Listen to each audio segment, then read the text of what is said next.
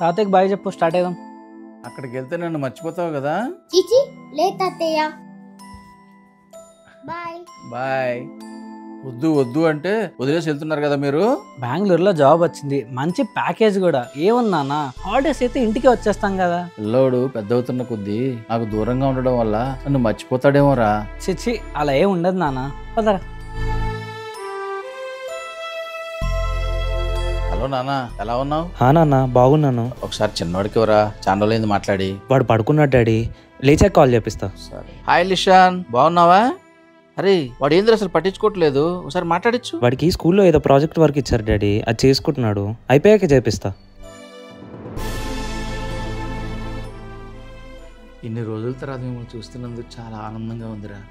అరే లిషాన్, బయటికి వెళ్ళి ఐస్ క్రీమ్ తిందామా? బయటకు ఎందుకు తాతయ్య, ఆర్డర్ పెట్టుకుంటాం. అలా కాదురా, మనం వాకింగ్కి వెళ్ళి ఐస్ క్రీమ్ తినేసి వస్తామే, అలా వెళ్ళొద్దాం. నాకు ఇంట్రెస్ట్ లేదు తాతయ్య.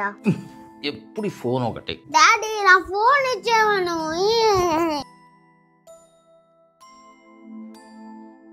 ఇదంతా నీ వల్లనేరా. వాడు నాకు దూరం అయ్యాడు, నా మీద ప్రేమ పోయింది.